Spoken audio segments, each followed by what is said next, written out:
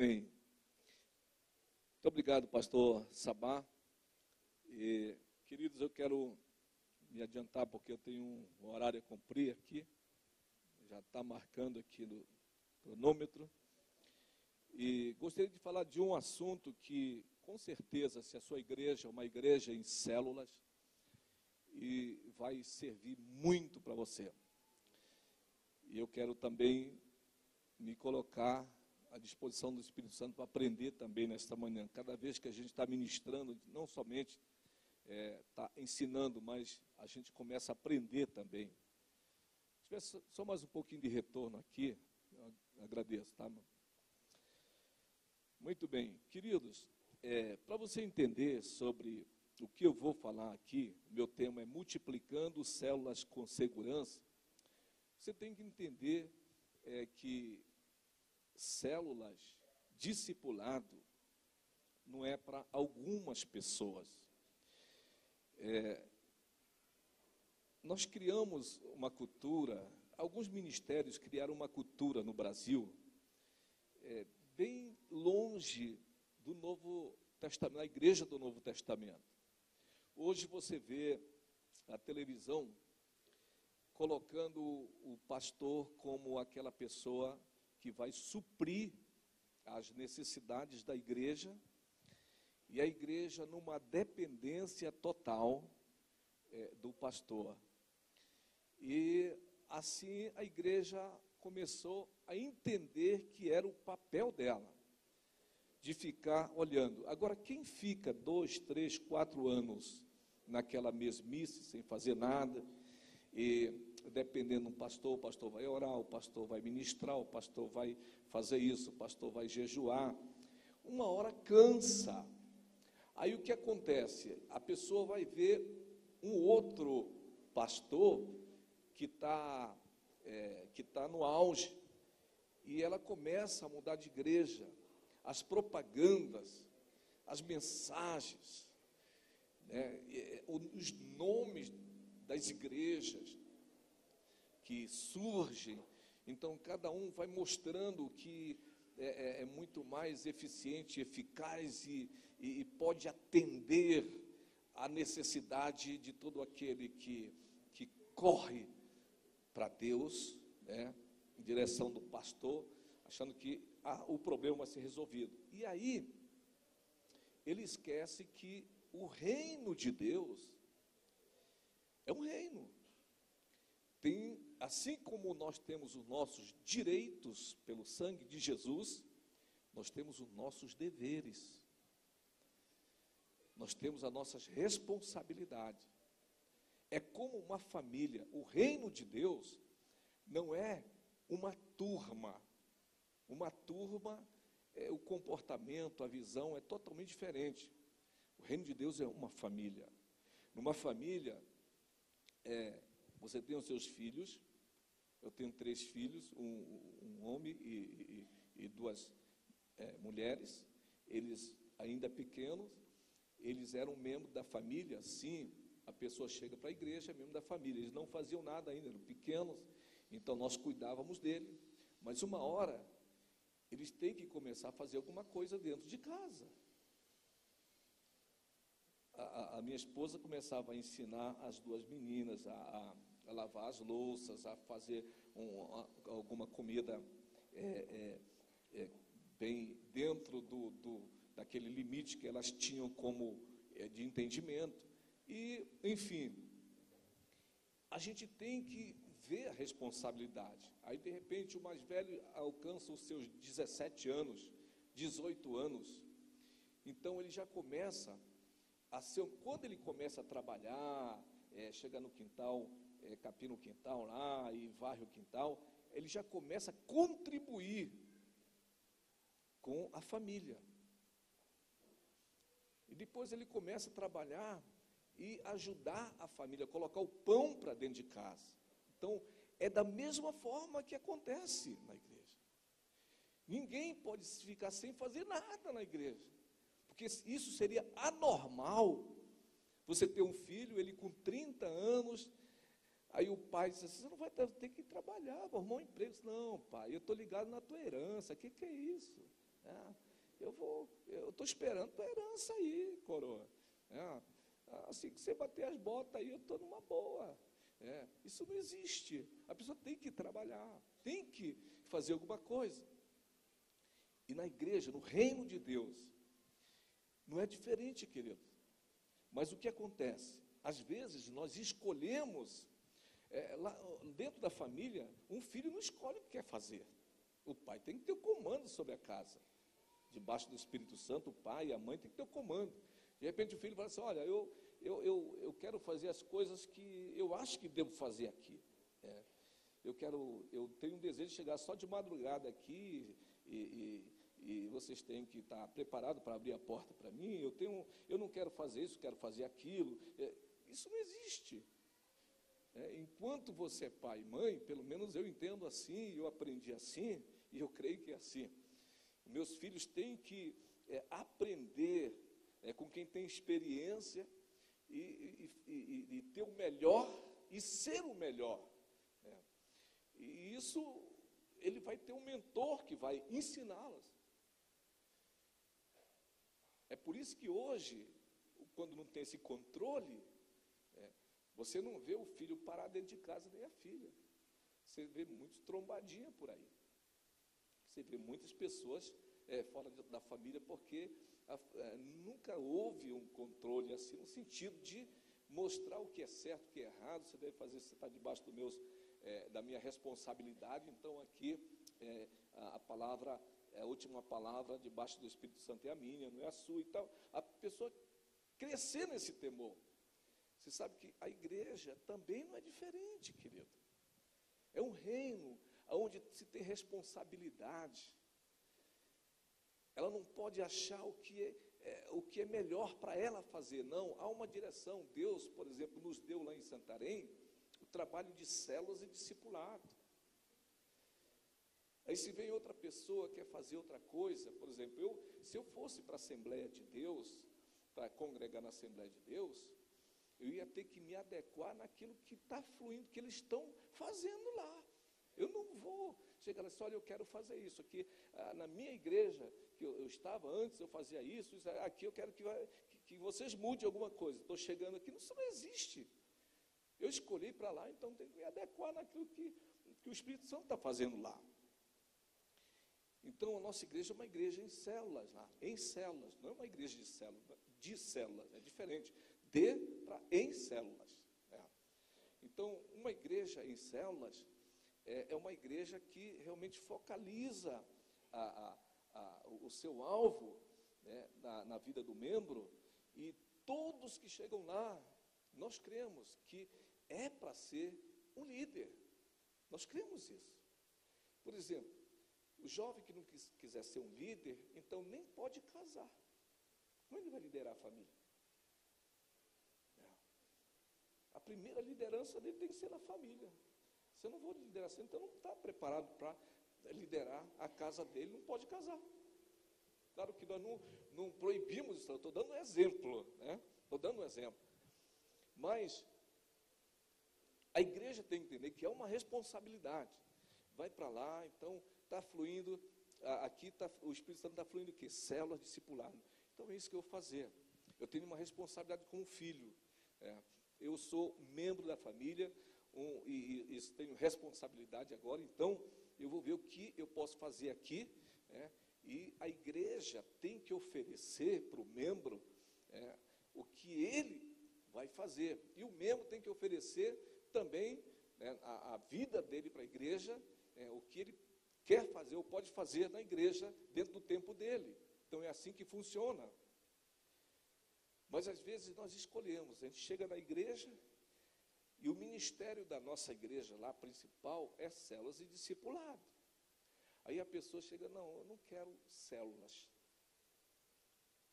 Eu gostei, eu estou maravilhado com a música. Eu quero só cantar. Só cantar.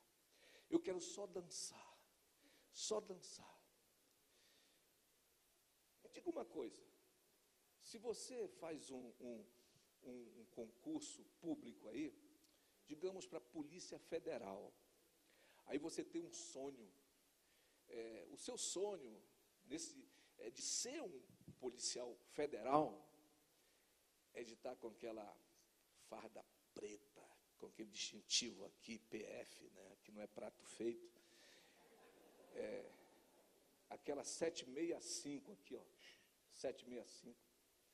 Mas quando você passa no concurso e chega no primeiro dia de trabalho, você passou em primeiro lugar. Aí você chega no primeiro dia de trabalho, o diretor fala assim, seja bem-vindo, seus amigos é esse, José, João, Carlos, aí. Agora, o seu lugar vai ser aqui. Você vai ter uma escrivaninha e você vai ter um computador, você vai controlar isso, aquilo e tal. E você fala, não, peraí, cadê a minha 765? Cadê minha farda preta? Cadê o PF? Cadê? Não tem, eu fiz concurso para me andar aí na rua, tudo de preto. Não, você, aqui tem uns departamentos que funcionam assim, você vai chegar lá, mas o primeiro é esse aqui. Não quero não, eu fiz o concurso para outra coisa, para isso eu não quero não. Você acha que isso acontece? O cara está urrando lá fora sem emprego, agora pega um bom emprego, ele vai se submeter àquilo.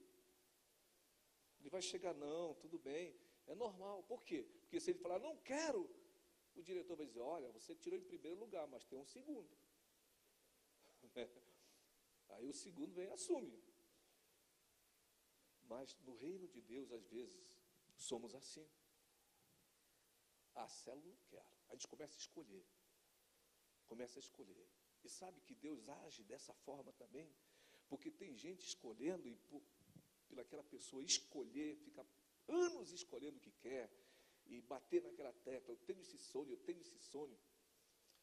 e ela coloca numa cápsula o sonho dela e não deixa que o sonho de Deus venha sobre a vida dela, mas é o sonho dela, e ela nunca se encaixa na igreja local, ela está 30 anos sem fazer nada para Jesus.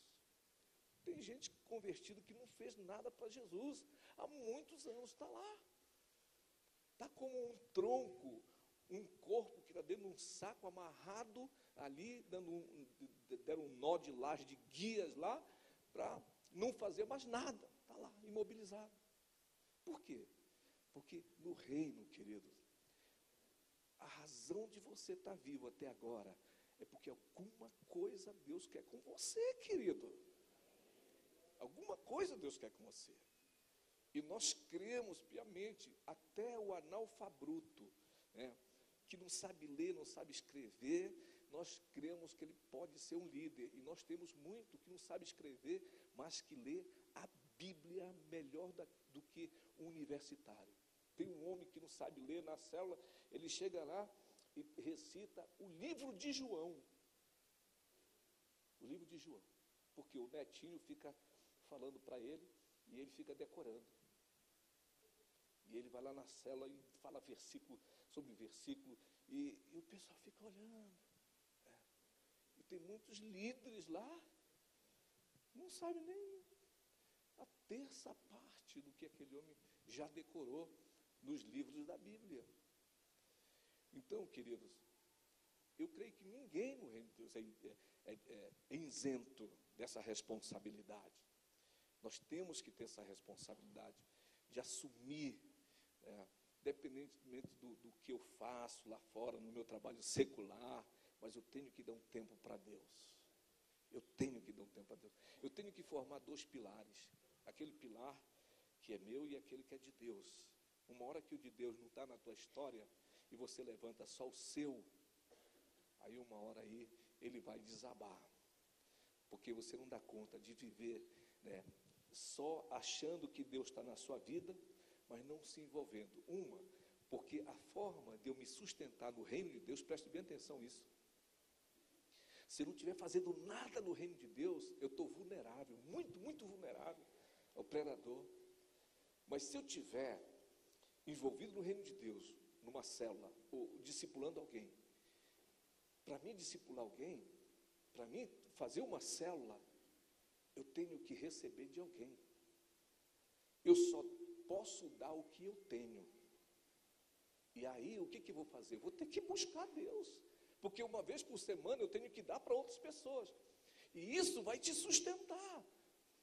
Mas se eu não tenho a dar para ninguém, para que eu vou buscar Deus? Só para minhas necessidades. E isso não é vida.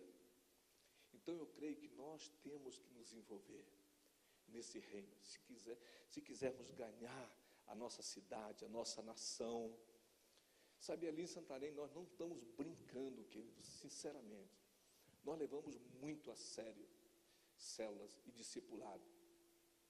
Eu fico horas, tempos, pegando os detalhes das células, como elas estão funcionando, a razão dela não funcionar, por que reagrupou. A gente fica tempos ali. Por quê? Porque nós acreditamos que uma alma vale mais do que o mundo inteiro. Se numa célula tem 10 a 15 pessoas, então vale quanto? Eu não estou aqui, eu já falei ontem, fascinado por uma igreja, uma mega igreja que tem, mas, de qualquer forma, se você não fica com essa ambição no coração de ter muita gente, uma ambição santa, de ter muita gente debaixo de você, então você não tem paixão por alma. Você não tem paixão por alma. Quem é apaixonado por alma quer ver milhares e quer ser pai de multidões. Eu não quero para me aparecer. Eu não gosto de estar me aparecendo. Não, olha, a gente vê, se você abrir o Google, fala que, ainda bem que fala o nome do Eibe, né? Que a igreja, a maior igreja em célula do Brasil e tudo, escreve, nem sei como é que coloca isso lá, não sei quem colocou. Mas, queridos, não quero aparecer, eu quero ganhar vidas para Jesus, eu quero viver aquela vida de operário lá. Nós temos uma repetidora de televisão, que eu não tenho um programa lá, querido. E já chegaram comigo várias vezes, pastor, você tem que aparecer toda hora. Eu disse, não, deixa os meus discípulos aparecer, porque na perseguição vão procurar eles. Né?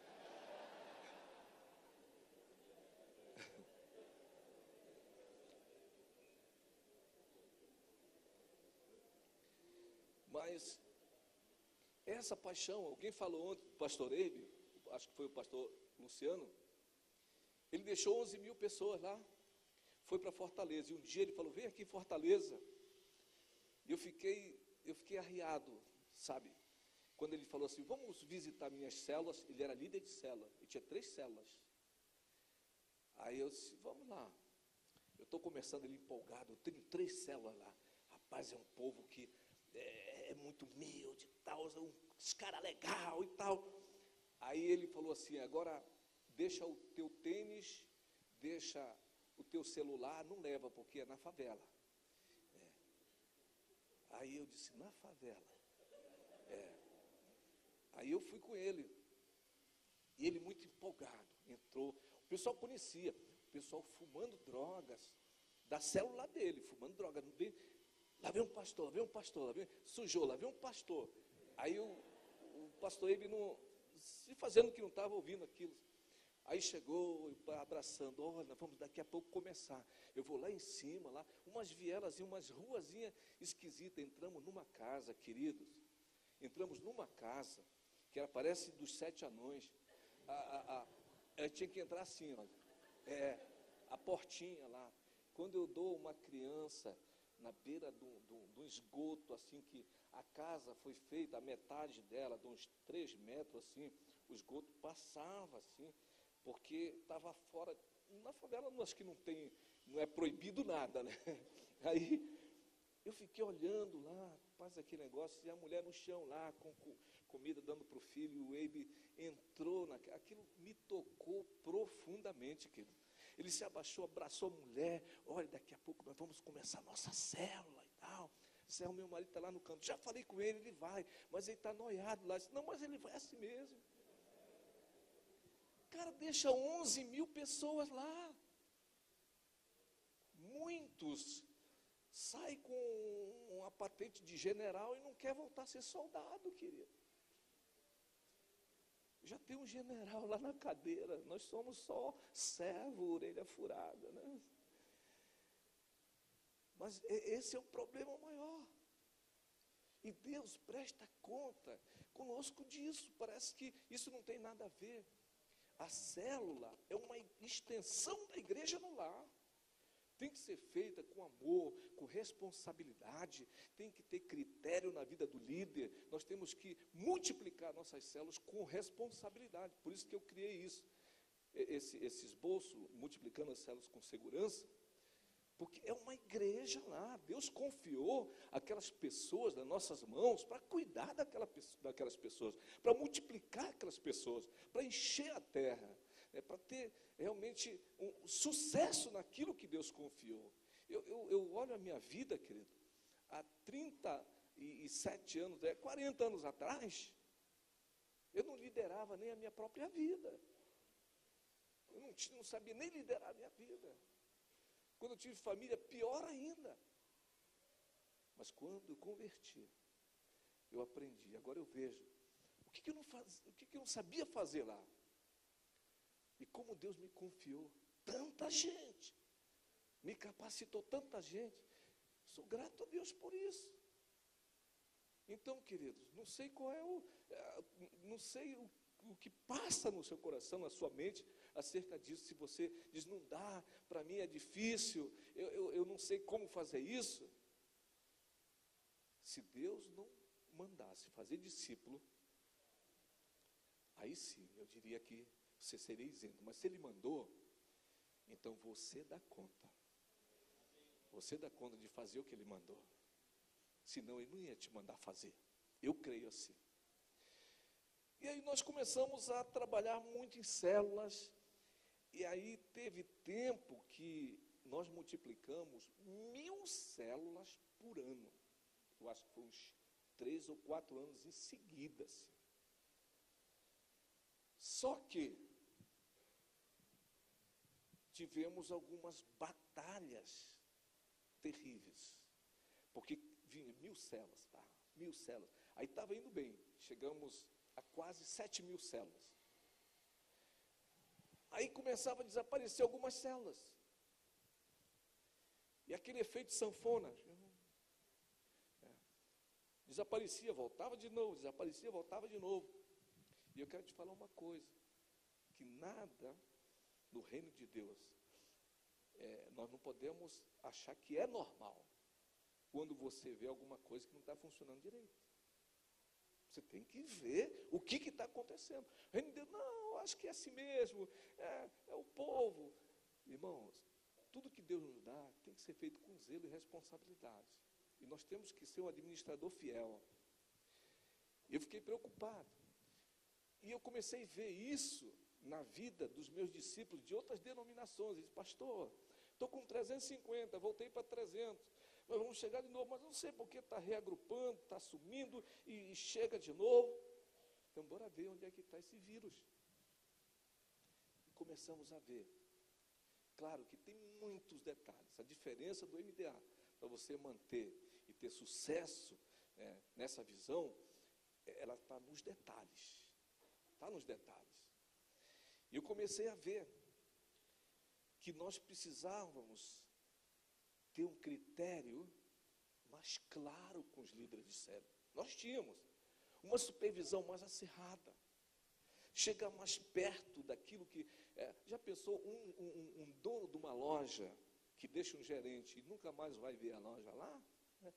Uma hora lá, ele vai lá e pode estar uma bênção ou pode estar à beira da falência. Mas a supervisão vai fazer diferença. E eu peguei um versículo aqui, baseado em Isaías 22, 15 a 25, que realmente Deus se importa tanto com a nossa administração, que quando ela é feita de qualquer forma, que nós estamos dando prejuízo no reino de Deus, nós somos advertidos, querido. Isaías 22, 15 a 25 diz, assim diz o soberano, o Senhor dos exércitos, vá dizer a esse Sebna. Sebna era uma espécie de ministro da fazenda do rei Ezequias. Era uma espécie de ministro responsável pelas finanças, pela distribuição da renda do povo. E agora Deus manda que Isaías dê essa palavra. Vá dizer a esse Sebna, administrador do palácio: que faz você aqui? Quem lhe deu permissão para abrir aqui um túmulo? Você que está lavrando no alto do monte e trabalhando e talhando, melhor dizendo, talhando na rocha o seu lugar de descanso? Veja que o Senhor vai agarrar você e tirá-lo para bem longe, ó homem poderoso. Ele o embrulhará como uma bola e o tirará num vasto campo. Lá você morrerá, e lá os seus poderosos carros se tornarão a vergonha da casa do seu senhor. Eu o demitirei das suas funções e do seu cargo. Você será deposto, e naquele dia convocarei o meu servo Eliaquim, filho de Hilquias. Eu o vestirei com o manto que pertencia a você. Com o seu cinto o revestirei de força, e a ele entregarei a autoridade que você exercia. Ele será um pai para os habitantes de Jerusalém e para os moradores de Judá. Porei sobre os ombros dele a chave do reino de Davi. O que ele abrir, ninguém conseguirá fechar, e o que ele fechar, ninguém conseguirá abrir. Eu fincarei com uma estaca em terreno firme. Ele será para o reino do seu pai um trono de glória. Toda a glória da sua família dependerá dele. Sua prole, os seus descendentes, todos os seus utensílios menores, das bacias aos jarros. Naquele dia anunciou o Senhor dos Exércitos: a estaca fincada em terreno firme cederá, será rebentada e desabará, e o peso sobre ele cairá, pois o Senhor o declarou. Preste atenção, queridos. É isso que acontece muitas vezes na igreja. A pessoa fica escolhendo o que quer fazer e não quer fazer o ministério da igreja. As células lá em Santarém é o ministério da igreja, não é um ministério. Às vezes fica escolhendo, aí Deus já reprova aquela pessoa, sem ela perceber. Ela acha que ela ainda está numa boa lá. Aí de repente surge uma pessoa nova convertida. Isso aconteceu muito lá no começo. Uma nova convertida que vem de coração para fazer, dando o seu tempo, dando a sua vida, e vai crescendo em células.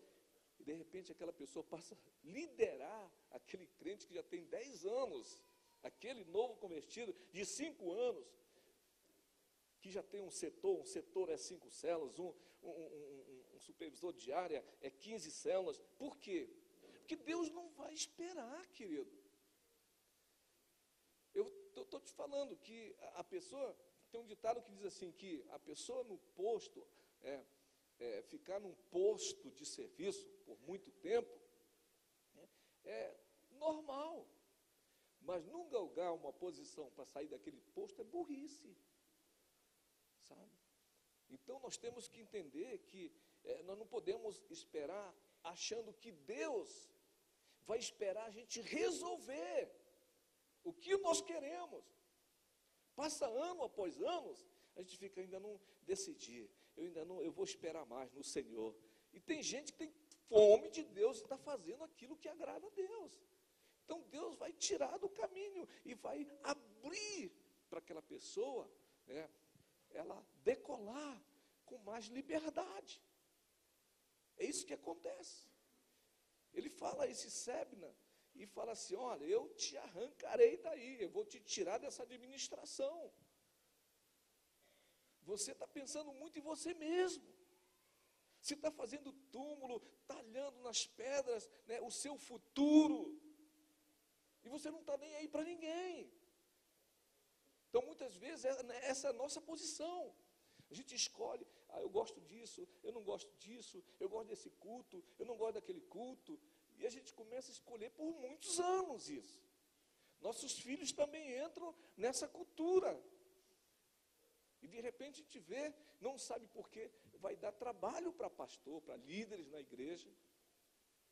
Então é importante você entender que a célula, se você não ter como o ministério principal da sua igreja, então você não vai esperar crescer, porque isso nunca vai acontecer. Se tiver um concorrente das células, aí você sempre vai ter problema. Então lá é impressionante como Deus tem nos falado há muito tempo sobre isso, que para a pessoa tocar na igreja, ela tem que ser o líder de célula. Para dançar, tem que ser o líder de célula. Nós temos um evento no estádio que para a pessoa, nós chamamos de equipe de apoio. Para carregar os cenários, tem que ser líder de célula para carregar cenário. Por quê? Você fala assim, mas por que isso? Quem está tocando aqui, queridos, eu não quero generalizar, mas quem está tocando aqui, que não tem o que dar para outra pessoa por semana, não vai buscar Deus. E está vulnerável. Por isso que você vê, de vez em quando, o músico tocando desce. Por quê? Por que desceu? Está em pecado. O menino estava dançando. E por que desceu? Não dança mais. Está em pecado. Mas quando nós começamos a cobrar isso, que cada ministério tivesse debaixo das células, e as pessoas estivessem envolvidas em célula para subir. Quando ele sobe lá em cima, ele já é pastor de um grupo de pessoas lá que tem responsabilidade com aquelas pessoas de dar o alimento uma vez por semana. Buscar a Deus por elas, pela vida dele. Então, ele fica mais guardado e não fica vulnerável. Então, queridos, nós antes era um sobe e desce do púlpito. Depois que nós cobramos isso, tem que ser líder de célula, todo mundo permaneceu. Porque a responsabilidade te leva à santidade, te leva a buscar Deus. Então isso é muito importante na igreja, senão você vai ter pessoas saindo, descendo e subindo no púlpito. Então nós temos a célula como um ministério da igreja, onde o envolvimento de um líder de célula não é superficial, não, nem ocasional. E nem dá o trabalho só quando tem disponibilidade. Nós começamos a ver que o líder de célula é um pastor, como o pastor Ebi fala, com P minúsculo, daquela célula ali, e ele se responsabiliza a fazer o melhor. Agora eu coloquei aqui alguns critérios que nós temos lá, que a igreja precisa saber, porque se a igreja não souber também sobre isso, sobre esses critérios, então ninguém vai levar a sério e nós vamos começar a colocar líder do jeito que a gente achar necessário. Porque para ser um líder de célula, o único critério não é querer, ter vontade. Pastor, eu quero... Uma vez eu estava pregando numa igreja onde é cheio de artistas, até da Globo tem. E uma irmã lá,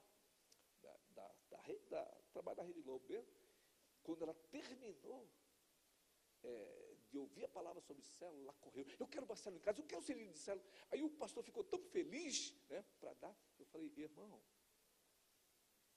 o que você já fez assim, só está ouvindo o clamor dela por célula, ela tem raízes para ter uma célula? Pastor, é mesmo, deixa eu esperar um pouquinho, Por quê? Porque nós estamos colocando pessoas assim, às vezes não é nem o líder que está colocando, são as pessoas que estão mais embaixo, por conta da pressão de multiplicação.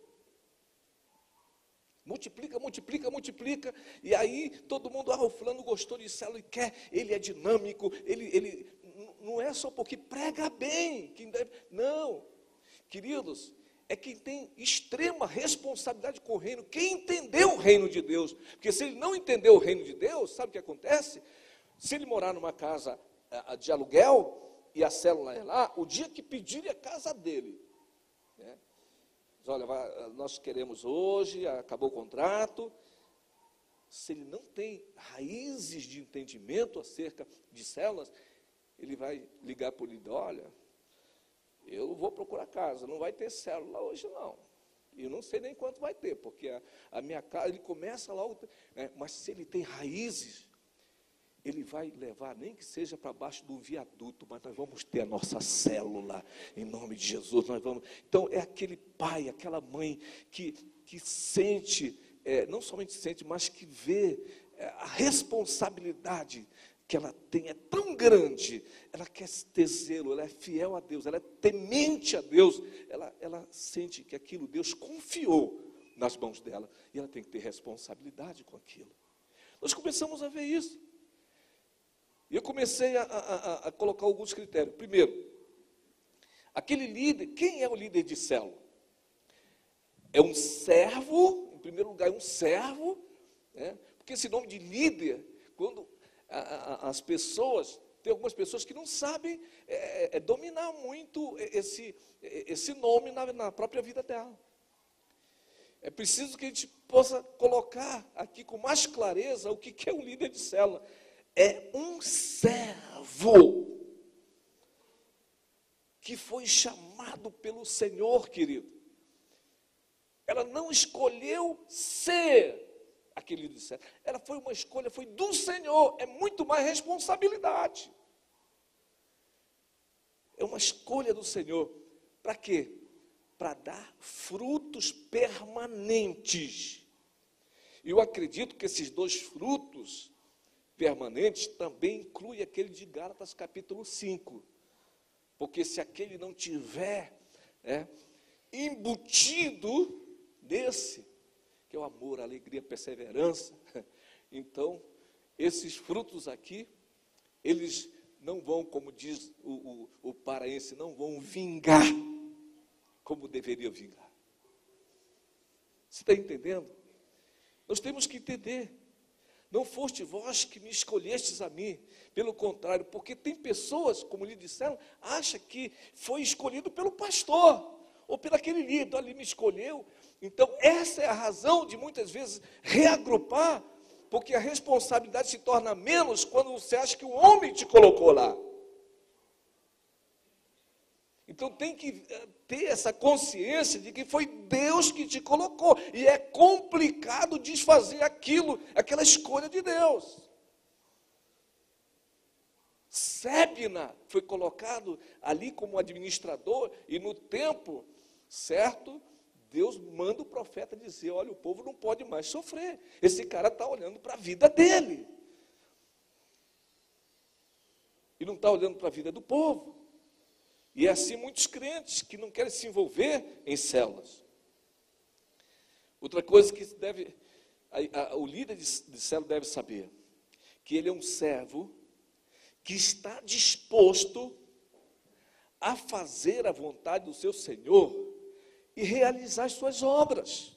Queridos, preste bem atenção, eu tenho que ser administrador daquilo que Deus tem me confiado, como trabalho secular. Porque tem pessoas que não juntam uma coisa com o reino, não. Ela divide, não, meu trabalho secular, ele exige isso. E muitas vezes a pessoa tem tempo e pode administrar bem o tempo. Mas ela não administra o tempo secular e que acaba não sobrando nada para Deus.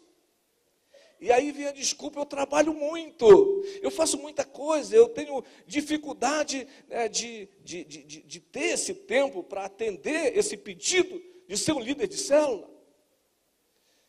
Eu vejo que todos nós, sem dúvida nenhuma, se formos um bom administrador, nós vamos ter tempo, querido. Porque, veja só, eu vi que alguns diziam, não tenho tempo, pastor, mas tinha tempo de ficar o mesmo tempo da célula, durante 90 minutos, na quarta-feira do Campeonato Brasileiro, querido. Então, nós temos que entender que a nossa dependência lá fora, se lá você está sendo bem sucedido no seu trabalho secular, ei, a Bíblia diz que é Ele que te dá força para adquirir riqueza. É Ele, não é você. Então Ele está na tua história lá. Você está na história dele aqui. É isso. É importante.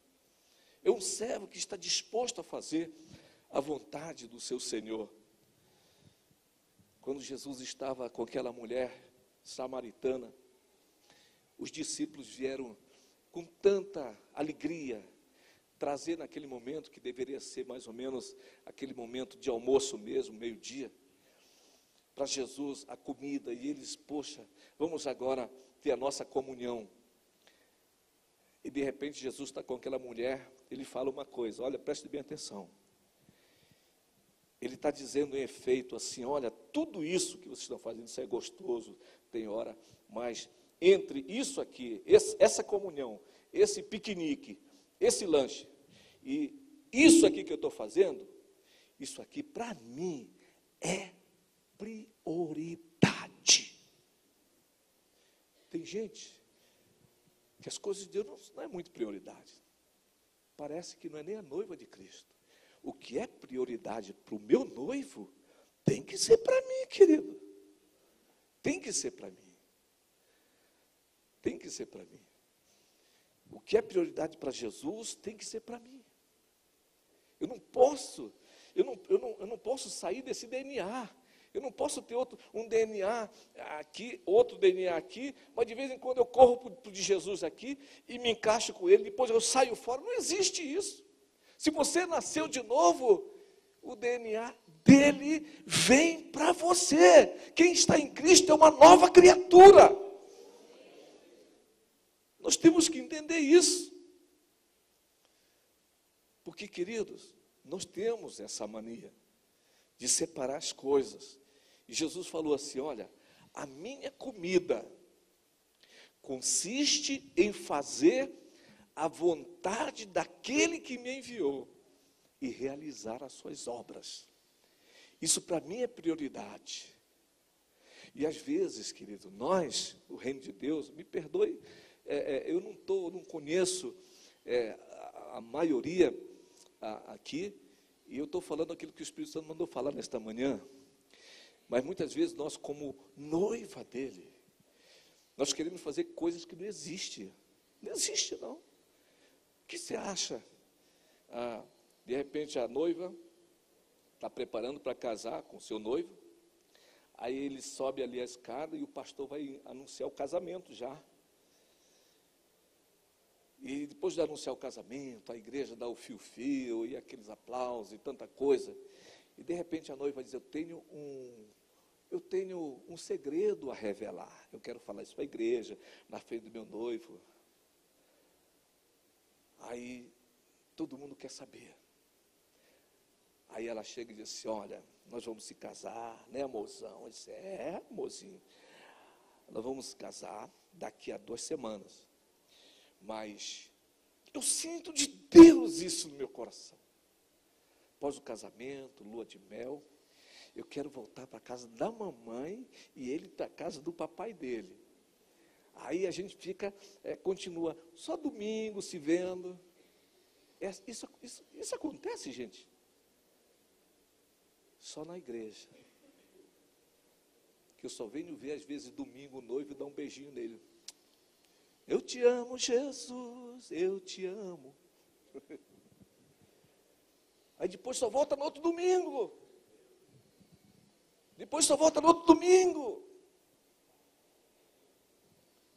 Então a nossa responsabilidade é muito maior do que isso, querido. Não é só isso, não. Nós temos que ver o desejo do noivo que nós estamos, que é o nosso noivo. Qual é o desejo dele? Então vai ser o meu desejo. Já pensou uma família assim, o esposo, o marido e a mulher diz, meu bem, eu não gosto não de peixe assado, só de churrasco. E tem uma coisa, aqui nessa casa só vai ter churrasco, peixe não vai ter. Você acha que, até onde esse casamento? Sabe, nós temos que abrir mão daquilo que nós gostamos, daquilo que nós queremos fazer, às vezes, querido, até com pessoas. Nós temos, dentro da igreja, às vezes nós temos as nossas panelinhas. Nós gostamos desse, daquele. Eu tenho que aprender a gostar de pessoas que eu não conheço, que chegam do reino. É verdade. Você ganha uma pessoa. Uma vez, um líder de célula falou, pastor, não sei porque eu não cresço de jeito nenhum. a minha célula não cresce. Aliás, ele já tinha 3 células. E uma coisa que eu perguntei para ele, fiz uma pergunta para ele: escuta, você também tem ministério? Tenho ministério. E qual ministério que você tem? Acolhimento. Eu estou no acolhimento e estou nas células. Eu perguntei assim: o teu investimento eu já tinha visto isso, porque eu perguntei, o teu investimento com o teu líder de célula em relação à comunhão, como é que é? Ah, pastor, é 0. E com o ministério? Ah, é muito legal. Toda vez termina o culto, a gente vai para a sorveteria, a gente vai para a pizzaria. Eu falei: ah, é? E o que tu cobra deles? Não, é amizade mesmo que tem. Agora, os 3 líderes que ele tinha de célula, eles chegavam no outro dia e diziam: cadê o relatório?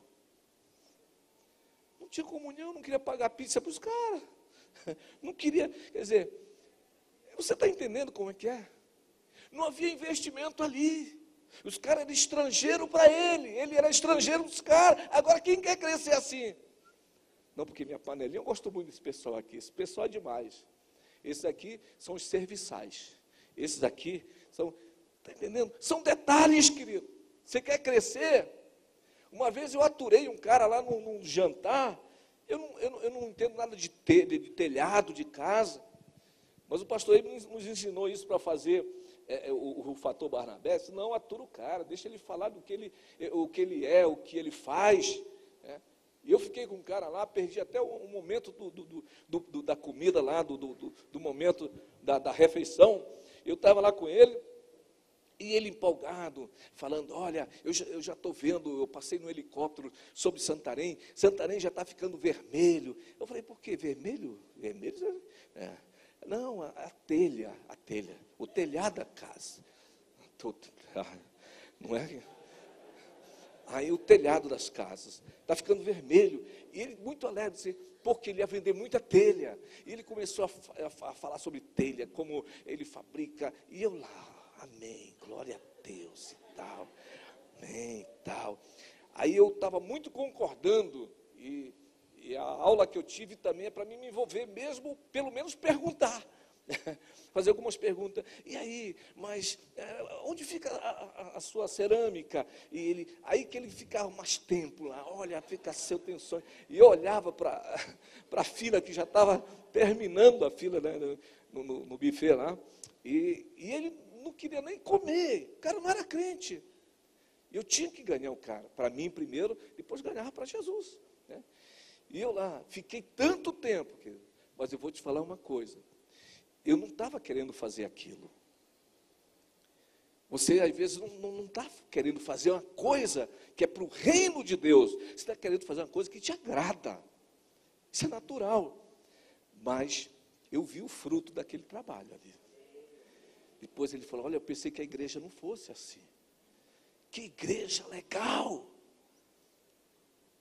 Mas nós, às vezes, corremos atrás daquilo que nós vamos sentir satisfação, querido.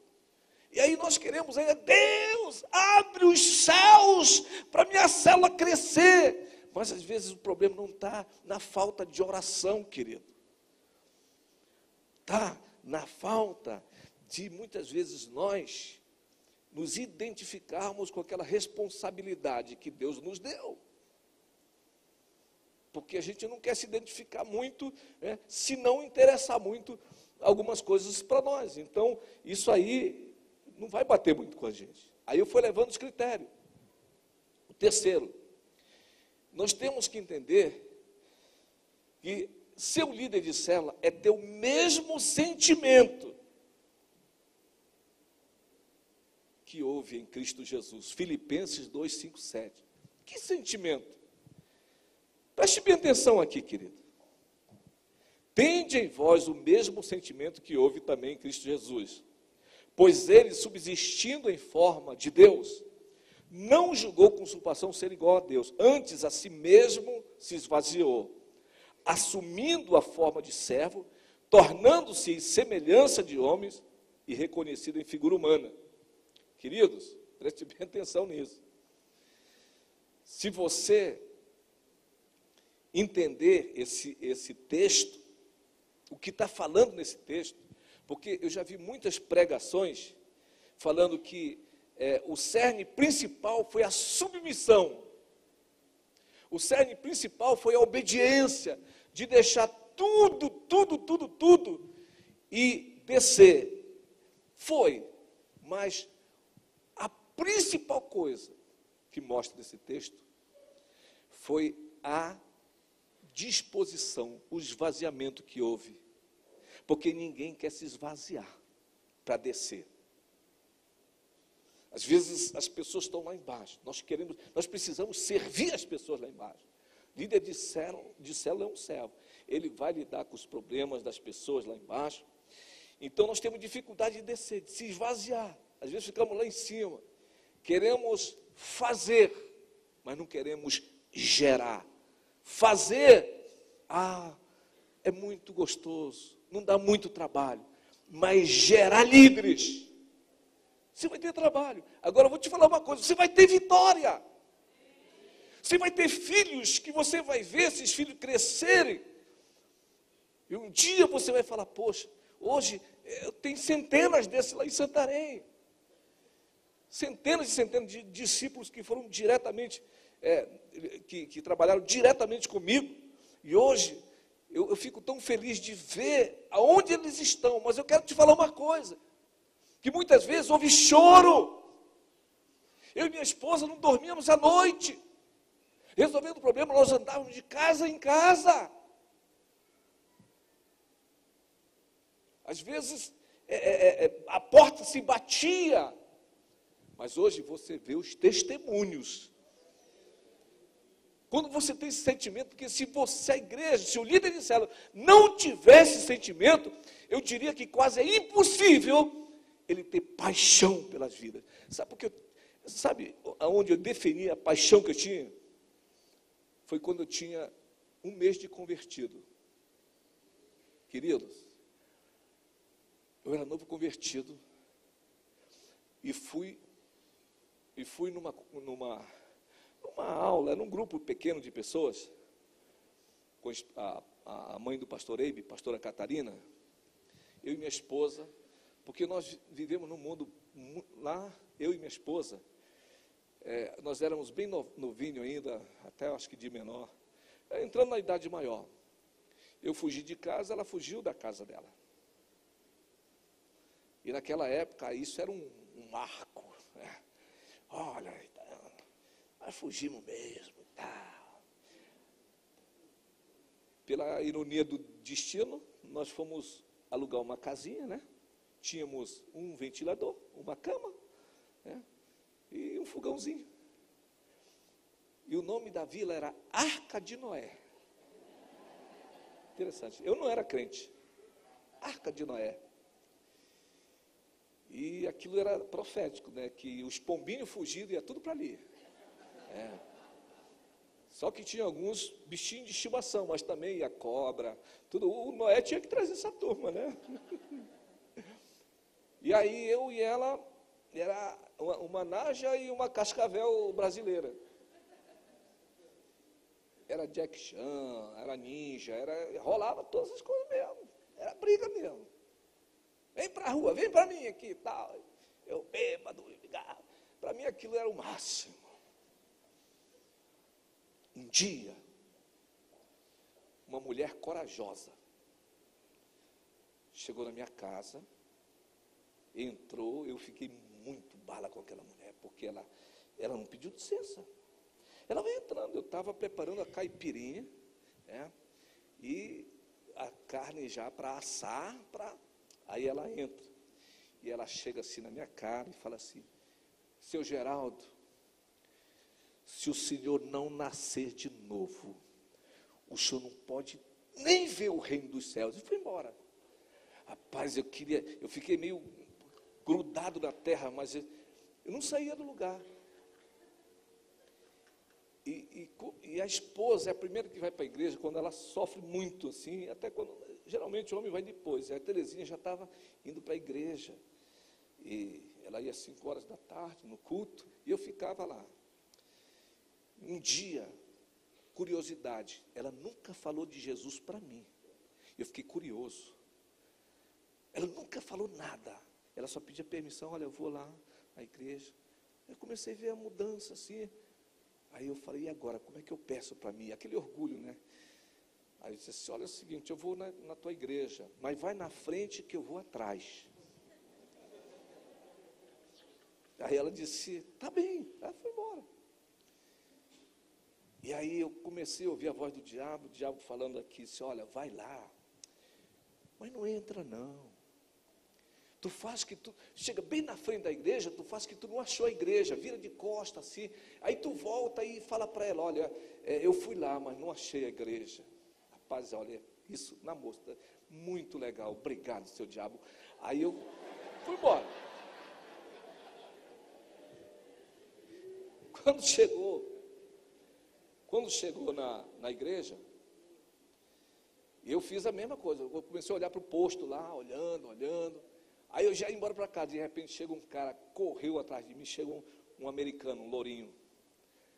Aí, naquela época, era meio esquisito um homem abraçar o outro na rua. Ele me abraçou mesmo, Timóteo, me abraçou, né? Aí, para mim sair daquela coisa, eu digo, eu vou logo entrar, que é melhor. Aí eu disse, não, pode entrar. Eu quero entrar. Eu olhava assim, todo mundo entrando. Aí, a pior coisa que aconteceu nessa trajetória foi quando ele disse assim, eu te amo. Eu falei, Deus. Aí o negócio, aí eu fiquei muito cismado. Aí fiquei lá, a minha esposa, não sei se ela sabia ou não, eu sei que ela estava lá dentro, eu fiquei lá atrás. Aí de repente o pastor Melvin sobe no púlpito e começa a pregar, João 3,3. Aquele que não nascer de novo. Quando eu vi isso, eu falei, é trama. Aí eu fiquei, sabe, não prestou mais nada. Aí eu fiquei lá. E a minha esposa está nesse meio. Aí eu fiquei, sabe, sem vontade, fiquei lá por obediência. Aí terminou o culto, ela veio muito alegre, mas era muito sábia também, que não falava nada. Disse, eu quero falar contigo lá em casa. Aí ela foi, nós saímos, eu peguei minha BMW, levei ela. Você sabe o que é BMW, né? Não? Bicicleta meia velha. Aí eu fui para casa. Quando eu cheguei em casa, disse assim, vai trocar tua roupa lá, porque nós vamos ter uma conversa aqui. Isso não é coisa que se faça. Aí ela já ficou. Aí eu peguei os Gideões que tinha lá, aqueles Bíblia dos Gideões. Quando eu abri, para esperar para conversar com ela. Quando eu abri a Bíblia, de repente, João 3,3. Quem não nascer de novo não pode. Rapaz, aquele negócio, eu acabei na hora quando ela fez, não, agora tu vai me explicar aqui, eu não sei o que está acontecendo comigo, aquela mulher veio e falou isso, aquele homem, aquele velho veio e falou isso, e agora eu abri a Bíblia aqui nisso aí, eu fiquei, então dali para frente, nós começamos a ir junto na igreja, agora aí que eu defini realmente o sentimento que nós devemos ter por almas. Na primeira aula de casais que eu fui, sentamos um do lado do outro, e aí a pastora Catarina falava que a mulher tinha que ser submissa ao marido, eu cutucava nelas também. Aí quando chegou a vez, o pastor Melvin, né, o homem tem que amar a sua esposa, ela disse assim, segura essa. Era bem baixinho. Então criou ali, sabe, uma coisa horrível, sabe. Aí nós saímos dali pior do que nós chegamos. Aí na volta, brigamos na rua, aí chegou em casa, e todo mundo, aí a briga já foi diferente, porque quando a gente briga, já nascido de novo, aí vem aquela coisa, ai Jesus, o que eu fiz? O que eu fiz? Aí chamamos o Timóteo, pastor Timóteo. Timóteo chegou em casa, era 9:30 para as 10 horas da noite. Pegou a Bíblia, falando para mim e para ela. Você perdoa, Geraldo? Eu dizia assim, não, se ela pedir primeiro. Aí ela fazia a mesma coisa, não, se ele pedir primeiro. E ficamos ali, irmãos, eu não estou exagerando, olha o sentimento veio aí. 5 da manhã. Ele lá. Eu falei, escuta aí, está amanhecendo já, é domingo já, você não vai para a igreja não? Não tem escola dominical lá, era escola dominical, né? Ele disse, tenho, mas eu só vou sair daqui quando eu ver tudo funcionando, porque eu te amo. Aí depois eu fiquei pensando, rapaz, meu pai nunca fez isso comigo. Minha mãe nunca fez isso comigo. E por conta dessa atitude, desse gesto, eu vou pedir perdão, mas por causa do cara. Eu comparo essa história igual aquela história, viu os 2 missionários que foram para o campo? Pentecostais foram para o campo, chegaram no meio do campo, viram uma cobra. Aí o outro falou, isso é coral. Aí o outro falou, não, não é coral não. Não é coral, não é coral. Aí brigaram e voltaram. Aí o pastor da cidade mandou chamar eles. Aí chegou com o pastor lá, pede perdão para o outro, pediu abraçada, perdoe, tá. Está perdoado? Está perdoado, tá. Mas era coral. Então, estava mais ou menos assim. Eu falei assim, eu vou perdoar por causa do cara. Aí eu pedi perdão, tal, me perdoa, Terezinha, me perdoa, já me perdoa. Tá. Aí tá, o cara foi embora. Irmãos, aquilo marcou a minha vida. Eu falei, esse cara está sério comigo. E aquele sentimento entrou aqui no coração. Entrou. A paixão por almas começou ali naquele lugar. E o Sabá sabe que ele ficou várias vezes com vários pastores na época. Ele ficava mesmo a noite inteira pastoreando ali, ajudando. Então isso entrou no coração. Esse sentimento, querido, se você não tivesse sentimento, e olha, se ele não tivesse feito aquilo, eu não sei onde estaria, querido. Olha onde eu estou. Inclusive, ele teve a coragem de deixar 7 ex-viciados. Eu não cheguei a morar lá, mas eu estava nesse meio lá, na casa dele. 7 ex-viciados. E foram para o culto. E nós falamos, cara, a casa está limpa. Vamos comer a comida deles agora. Irmão, comemos tudo que já na geladeira, na panela e tudo. E aí fomos para dentro do quarto lá, esperar eles. Quando eles chegaram, estava vazio. Nem lavar, nós lavamos lá. Ficou tudo. Ela falou, assim, mandar embora a gente vai embora. A gente quer ir embora mesmo. Aí, eles chegaram, Timóteo entrou no quarto. Aí todo mundo só esperando a chamada, né? Cara, vão chamar a gente. Ele entrou no quarto, parecia que nós não tínhamos feito nada. Está tudo bem, nós vamos orar agora. Amém. Tal. Enquanto prepara a janta lá, nós vamos estar orando. Rapaz, aquilo começou a... Eu tinha comido o queijo da Ângela todinho, olha, uma barra de queijo prata, gostoso, comi. Aí quando foi, aquela atitude me levou um sentimento assim de arrepender mesmo, que no outro dia eu fui no supermercado, comprei um maior, fui devolver o meu. E eu cresci vendo esses homens de Deus ter esse sentimento de se esvaziar por causa de uma outra vida, de dar tudo de si, de perder, se fosse possível, qualquer coisa por causa de outra vida. Foi nesse contexto. E hoje, dos que estavam nesse quarto que assaltaram a comida, a maioria são líderes de base, em alguns lugares, pastores. Às vezes a gente não sabe o que a gente perde, mas esse sentimento, queridos, tem que estar no líder de célula, senão vai ser difícil ele crescer. Se ele achar que as pessoas têm que dar o jeito de ir, se ele não ter manifestar aquele coração do bom pastor, é difícil. Outra coisa, uma vida de bem com Deus. O que é uma vida de bem com Deus que o líder de célula deve ter? Esse é o último ponto. Queridos, eu vou te falar uma coisa. A oração, a vida de oração do líder é muito importante. Eu tive uma experiência, há uns 2 anos atrás ou mais, quando o pastor Eibe saiu de Santarém.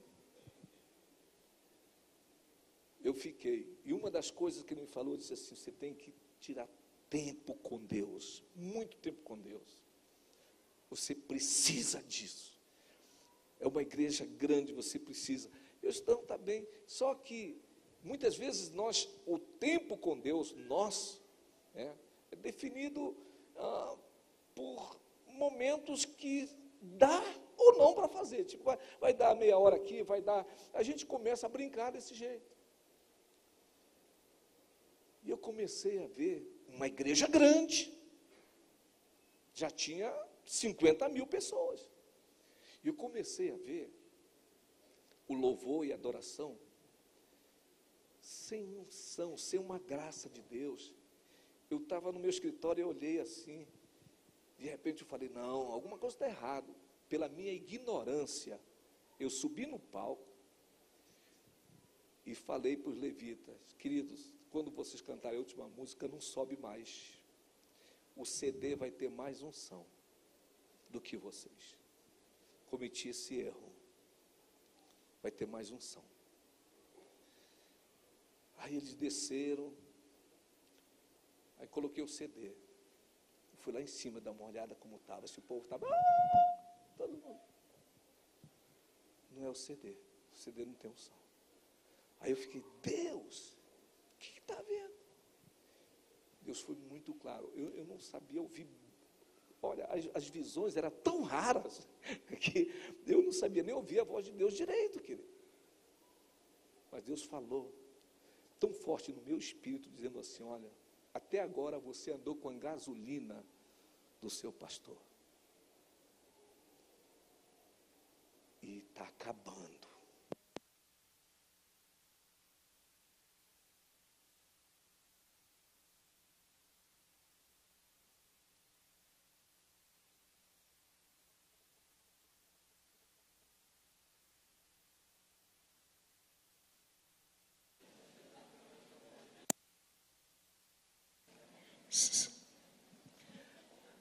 Para no posto e abastece, porque a gasolina dele está acabando. Você está andando, é igual como você empresta um carro, se alguém é generoso, porque tem uns que bate até o carro e nem conserta, né? Mas tem alguns que ainda colocam o tanque cheio.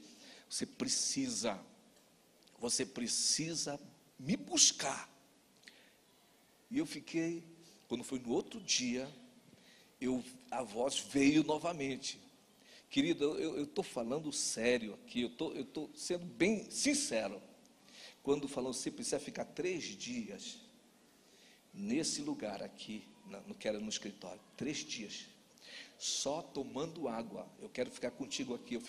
Eu falei assim: eu vou falar para minha esposa que, não sei, talvez o maligno quer me matar, porque 3 dias no jejum, já fazia, 3 dias no jejum, só na água? Não, é uma estratégia satânica. Aí eu fui com a minha esposa, e eu não sabia que ela tinha uma viagem para Cuiabá. Quando eu cheguei com ela, eu disse assim: bem, eu ouvi uma voz assim, eu estou muito confuso. Para mim, ficar 3 dias lá, porque eu falei, se eu falar para ela, 3 dias fora do meu marido, longe do meu marido, eu na cidade, aí eu dizia assim: ela não vai concordar com isso. Quando eu cheguei com ela, eu falei assim: olha, 3 dias lá, tu já pensou? Só bebendo água. Sabe o que ela disse?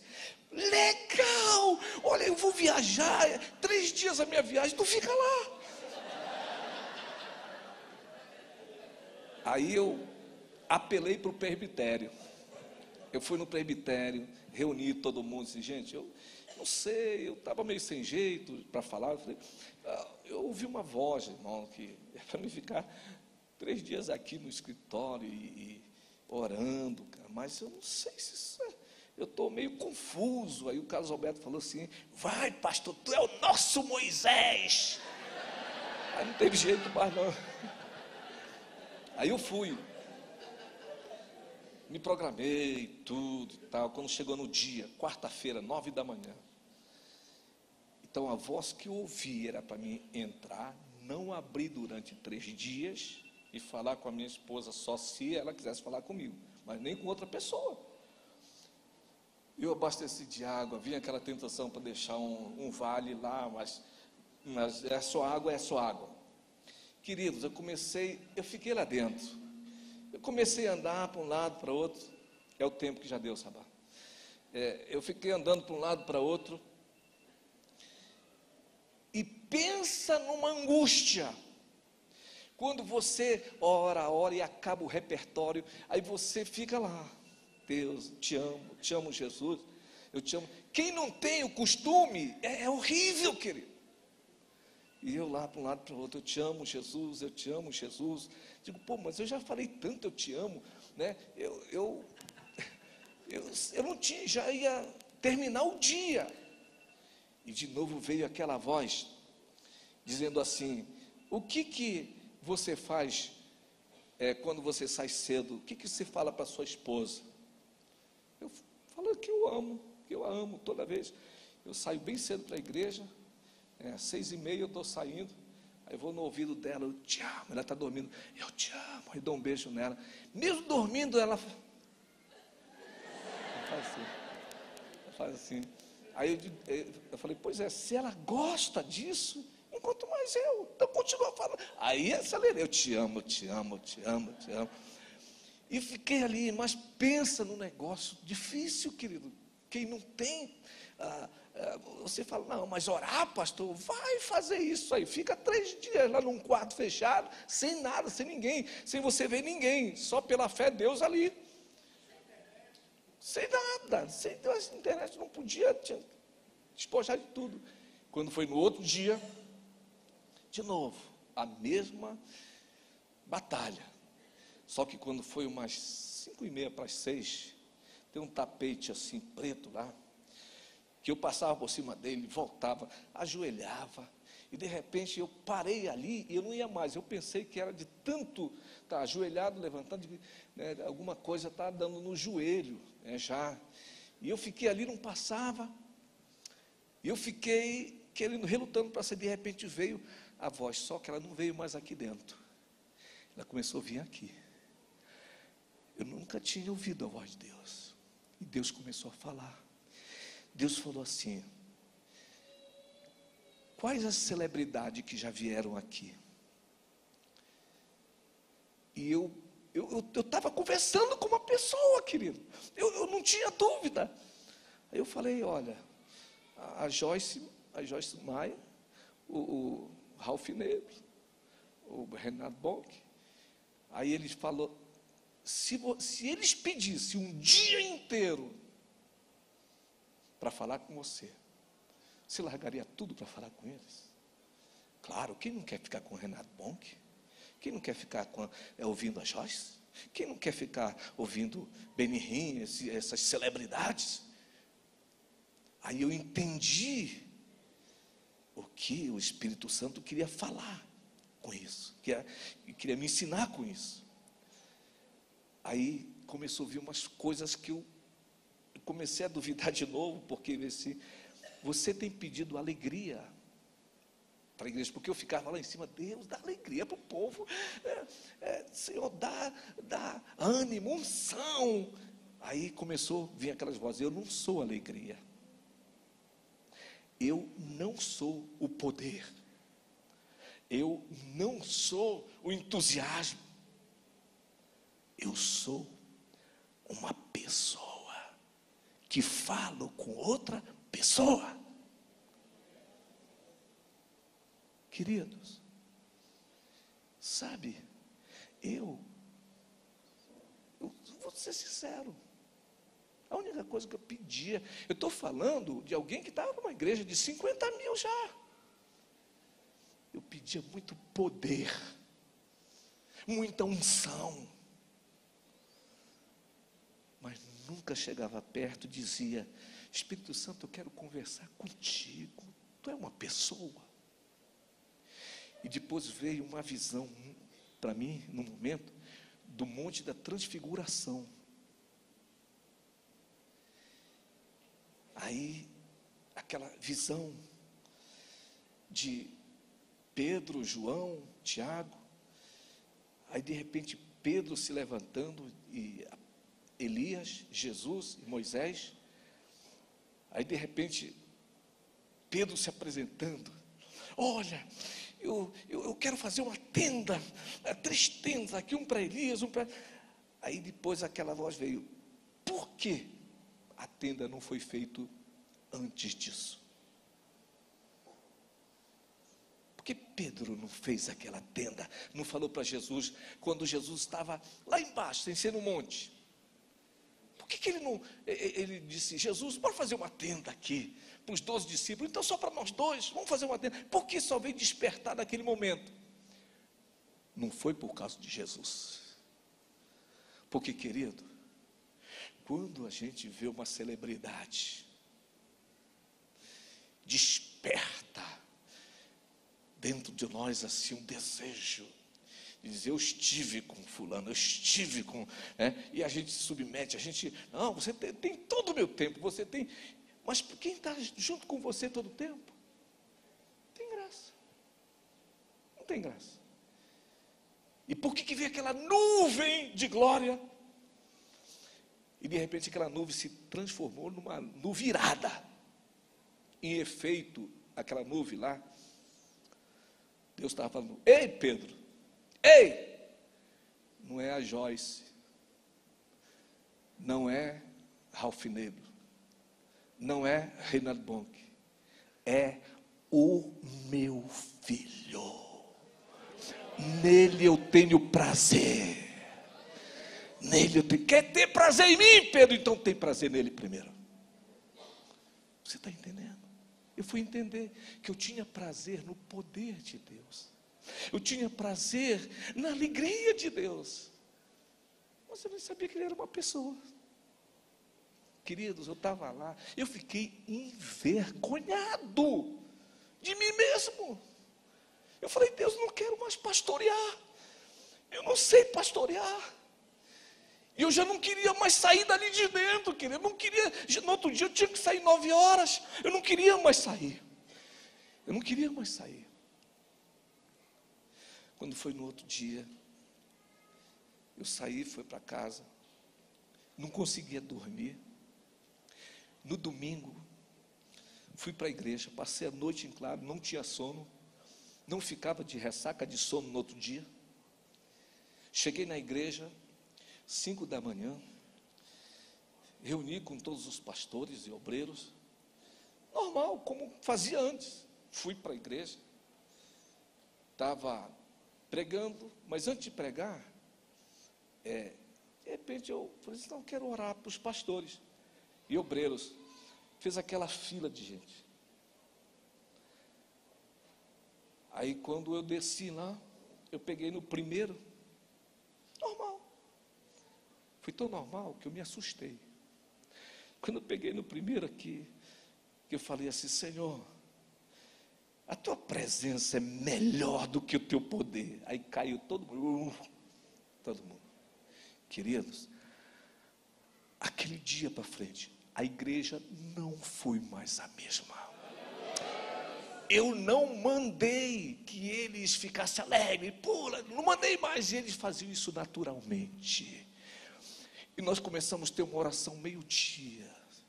Começou a lotar o templo meio-dia. E eu fazia muitos: gente, vem orar para a igreja. Eu não via ninguém. E o que Deus tinha me falado também: olha, você quer que a igreja fique ensopada de óleo, de unção? Então, seja o primeiro. E nós estabelecemos ali, para cada pastor e obreiro tempo integral, 3 horas, todo dia de oração. Já temos muito tempo. Para nós é prioridade.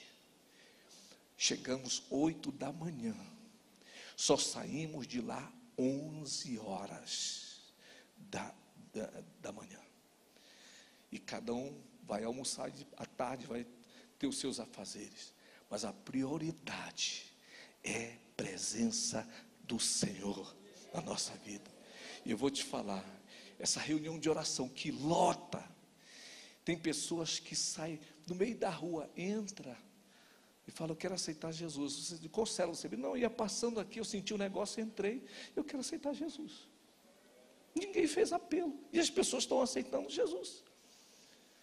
Testemunhos que a pessoa está lá na cozinha, de repente uma voz veio: olha, vai agora meio-dia lá, que tem uma palavra para ti. A mulher chegou lá, tinha acabado a reunião. Aí um falou: deixa eu dar um testemunho. E a mulher ficou triste lá. Deixa eu dar um testemunho. Aí saiu um para dar um testemunho lá. Quando começou a dar o testemunho, era a resposta que a mulher queria.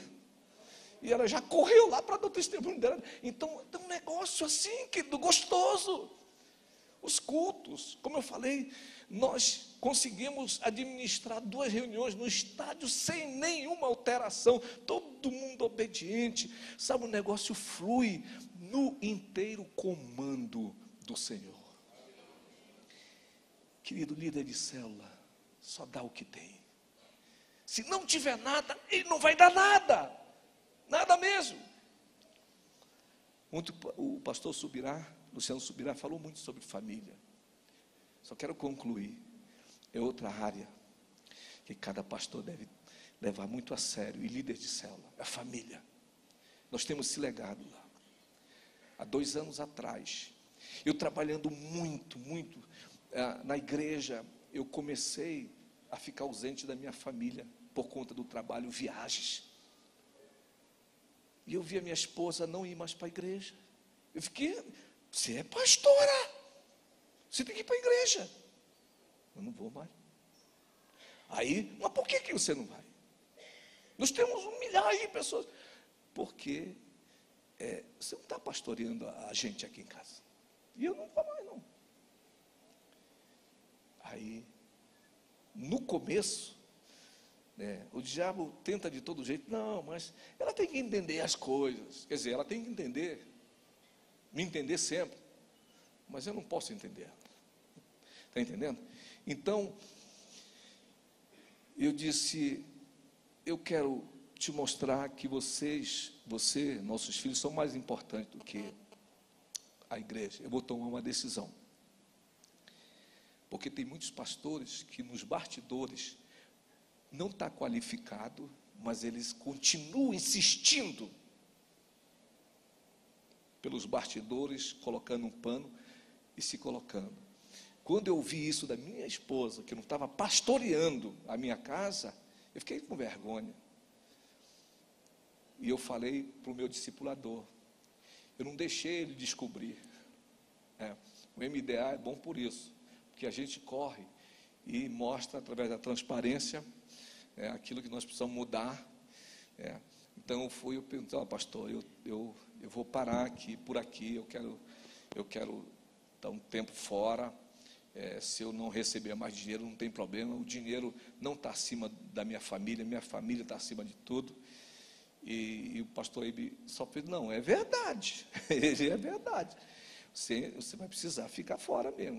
Eu contei toda a história, aí eu fiquei fora. Agora, o que é ficar fora? Sem pastorear, sem pregar, numa igreja onde todo mundo está vendo o sucesso do teu crescimento, todo mundo está olhando, aí tu agora vai ter que ficar no banco, olhando todo mundo, e deixar passar esse tempo, até que os frutos mostrem que você venceu. Cheguei com o meu presbitério e falei: olha, a igreja está nas suas mãos, estou por detrás dos bastidores, mas não posso subir. O pastor Eibe cancelou algumas agendas para explicar, porque já tinha passagem paga em alguns lugares. As passagens já tinham sido compradas. E ele me ajudou a explicar, e eu fiquei fora um tempo, lá sentado. Expliquei para no Tadel para todos os líderes, que eu estava conquistando minha família para voltar a pastorear e eles terem sabor no reino de Deus. O presbitério, ao invés de ficar assim, decepcionado, eles pagaram minha passagem. Quando você é transparente, quando você é sincero com Deus, Deus vai te honrar, querido. Pagaram uma passagem, fui para Manaus, numa lua de mel com a minha esposa, levei filhos, fiquei um tempo para lá, voltei de novo, e finalmente o pastor Eibe me chamou para Fortaleza. Fui lá para Fortaleza, e aí, como é que está? Sentamos juntos. Quem ia avaliar era a esposa. A esposa disse: olha, o negócio está bala em todos os aspectos. Querido. Porque era tanto reino, que quando eu chegava lá em casa, eu dava a mão na cabeça e ficava lá, pois olha, já hoje foi assim, né? Era tanto reino, que eu perdi o reinado de tudo. Você está entendendo? A empolgação. E depois desse período, voltei novamente. Não houve uma conversa da igreja negativa a meu respeito. Pelo contrário, apoio, só apoio. Já se passaram vários anos. O Paulo perguntou essa semana passada para minha esposa: e aí? O negócio está fervendo, pastor, o negócio agora, né? Nem o rei Artaxerxes, em todas as suas províncias, né, já viveu uma vida assim. Então, queridos, essa outra área não adianta você, porque eu já fiz muito isso, botão de emergência. Saía de casa, uma faísca com a esposa, chegava lá para pregar, a careta de pau lá, meu seu irmão, e a minha pendência lá. Sabe? Queridos, ou a gente começa a decidir para viver uma vida de transparência que agrada a Deus de verdade, que as pessoas não têm o que falar de ti, ninguém que está perto de ti, ninguém que está longe de ti tem o que falar de ti, ou então a gente fica com essa careta de pau, tentando render para Deus e não consegue. Queridos, o que é isso? Eu quero pagar qualquer preço em santificar a minha vida para ver os nossos líderes de célula também fluir nessa mesma unção. Em tudo, eu quero isso para a minha vida, e para mim isso é prioridade. Isso é prioridade. Fica em pé em nome de Jesus.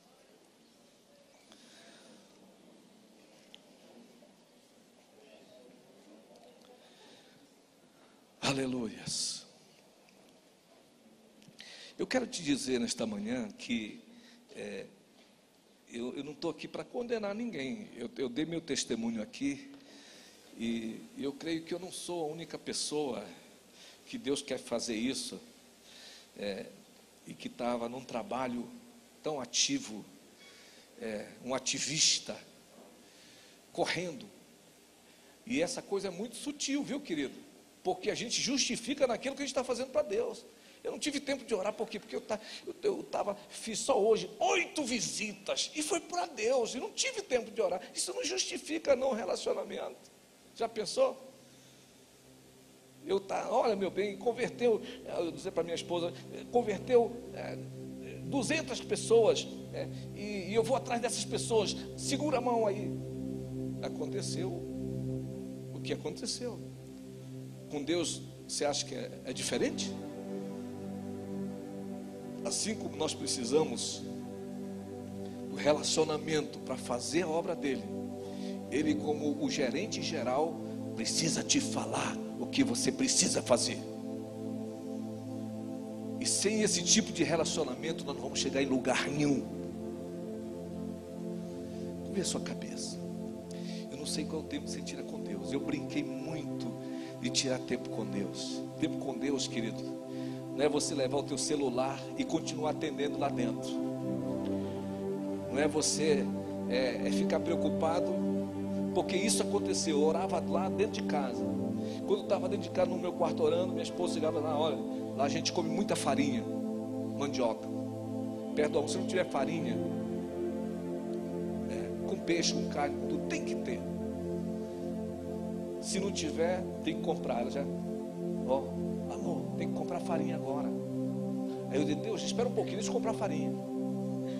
Aí, amor, quebrou um cano. Deus, espera só um pouquinho, deixa eu ajeitar o cano. Querido, se você não determinar, essas coisas vão estar roubando o teu tempo com Deus. E na tua soma de uma hora, talvez você não vai dar, não ter nem um dízimo de 10 minutos para dar para Ele. E é incrível que a gente dá o dízimo para o Senhor, para receber dele benefícios, bênçãos, às vezes por gratidão. Mas pensa que é só isso. Tem muitas outras coisas que Deus literalmente pede de nós.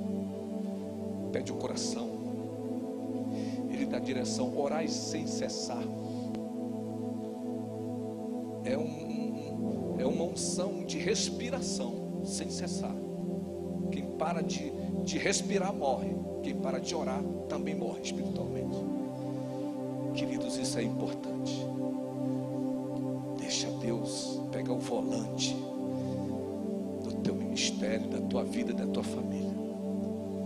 E esse volante é só quando você se despreende desses afazeres e fala, Deus, eu quero só buscar a tua presença. Buscar a tua presença. Hoje eu não preciso estar pedindo o poder de Deus, porque a presença dele já vai comigo. E quando eu estou lá no culto, a gente só fala normalmente. A igreja começa a orar, começa a mergulhar naquela unção de mar do Espírito Santo. E você começa a ver o mover sobrenatural de Deus que você não entende. Mas por quê? Porque você não chegou só com poder, você chegou com a presença dele. Aleluia. Entre na sua igreja com a presença dele. Entre na sua casa com a presença dele.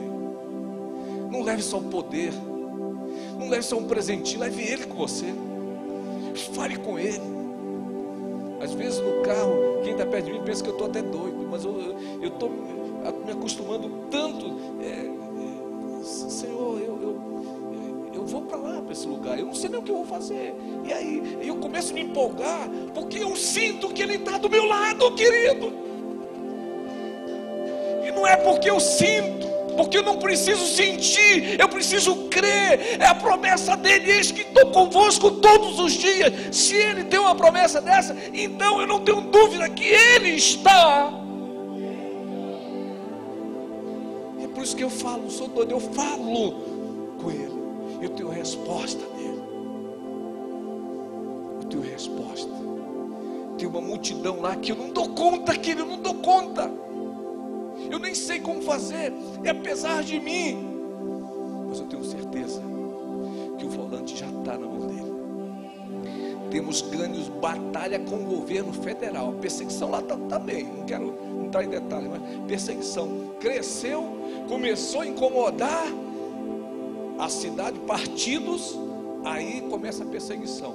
Mas querido, nós temos ganho batalha com oração, na presença de Deus. Às vezes eu vou para um depoimento, digo, Deus, eu não sei o que eu vou falar, e Deus muda o quadro da coisa, sabe? Queridos, a vida com Ele é sem igual, não tem explicação. E nós dependemos dele. Nós dependemos de Deus. Nós precisamos dele. Não pensa que a tua célula pequena, que o teu trabalho maior, que a tua igreja vai funcionar. Não é você. Você não é nada. É ele que está nas rédeas desse negócio. Mas muitas vezes, se a gente não for tão radical e crer assim, é difícil de dar rédeas. É difícil de dar o volante para quem a gente não conhece. Mas nós temos a obrigação de conhecer o Deus que nós servimos, querido. Espírito Santo, nessa manhã te agradecemos. Vem, sopra sobre as nossas vidas. Eu quero ser o primeiro da fila, Espírito Santo, a receber do Senhor essa graça. Deus, mesmo que a igreja não esteja tão bem assistida por mim, mas se estiver assistida pelo Senhor, para mim é o máximo. Só quero estar debaixo dessa tua graça.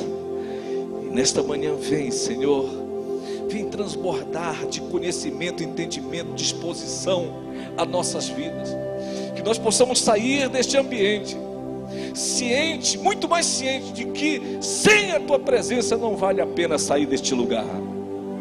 E é no nome de Jesus que nós te pedimos e te aplaudimos, Pai. Aleluia.